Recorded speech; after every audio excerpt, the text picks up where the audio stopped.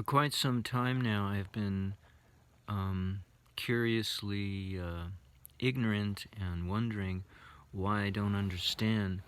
Why would anybody put reduced iron, it's what they call it, which chemically is correct, metallic iron in the form of iron filings in baked goods?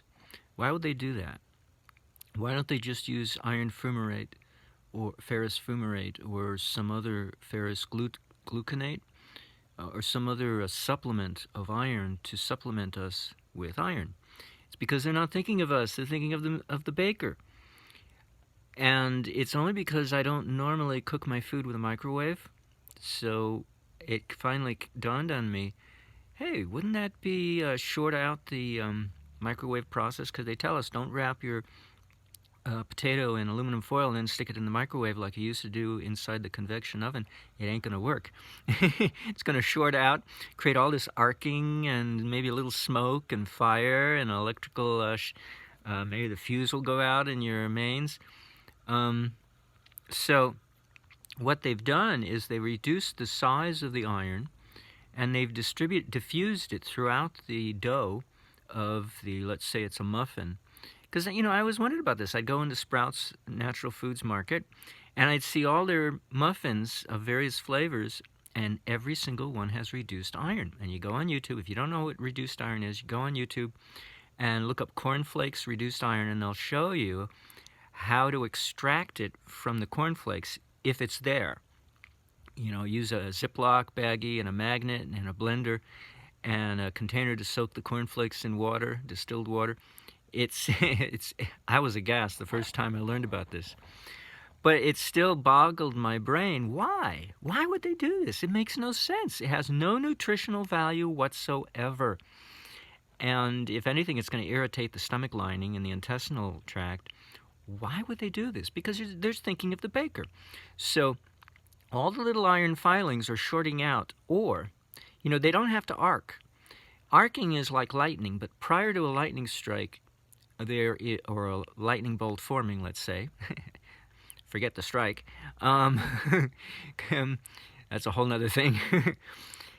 Prior to that, there's an ionic channel that forms along the pathway of the future arc pathway, the lightning bolt pathway. And that sets up the precondition in which the air molecules are getting ready to are getting ready to arc with a lightning bolt.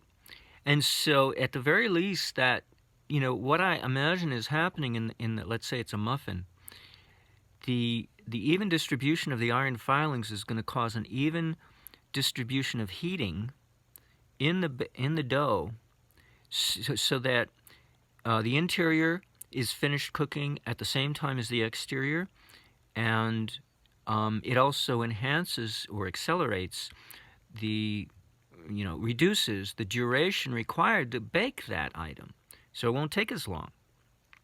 I should know because I've done a lot of unleavened bread when I was younger, and it's very hard to cook the interior. You end up with raw interior and a perfect exterior, till I learned to add oil, and that's what the Bible says when making matzah. The Bible doesn't say to do it the way current manufacturers of matzah tell you to do it or exhibit to you. That's just a water-based dough cracker, a very dry cracker, as if to say, oh, don't enjoy this. Passover is penitence, like Lent. No, the Bible says enjoy it. No, they put oil in the flour, and that distributes the heat to the interior fairly efficiently, so that the interior bakes the same as the exterior, provided you use a low temperature oven. A slow bake, long duration baking process, like at least an hour, if not 2 or 3. If you're baking at 250 degrees, then you still add water to the dough, but not as much as you normally would add, and but your base first is you squeeze with your hands the oil into the dry flour, and now it becomes like an oil-based cracker, an herbal cracker you get from the health food store. It's laden with oil, And that's basically what the matzah should be, but they don't make it that way. Well, that's prior to now. That's why people fry food, so that the whole food gets cooked very evenly and also more rapidly. So this is what they did with muffins and whatnot. Instead of adding more oil, or just oil alone, oh no, let's put reduced iron filings in there. Now, if they had used silver, I would have approved of it. Because if it's going to irritate the stomach lining, at least let it be silver and something useful. Iron, I don't need iron. Come on now. I'm not a pregnant wife about to give birth. I need silver to help my immune system. And if we had silver powder in our baked goods, COVID would mean nothing. Oh, what's that? That little ant over there? Watch as I crush the ant with my finger. That's how bad COVID would be. But, oh no, we gotta have iron. No, because it's cheaper. And it reminds me of the Roman coin called denarius, which at one time, earlier in Rome's history, was silver. And then as the country became more corrupted and more bankrupt due to corruption, they switched from silver to iron. They were iron plugs. And the only value was the face of Titus, or I don't know, whoever was the Caesar at the time. But you couldn't melt it down for anything useful unless you're going to make a sword out of iron, I suppose. But certainly not for trade or jewelry. I mean, iron jewelry? Are you kidding me? You'd have to be a tribe in Africa going, well, at least it's something, you know. But when you're in Europe and you want money with value, and I mean, you'd want silver to melt down to make jewelry out of or something like that. Nope, no more. Towards the end of Rome's career. Well, that's the way I look at this. It's like, oh, you're so cheap.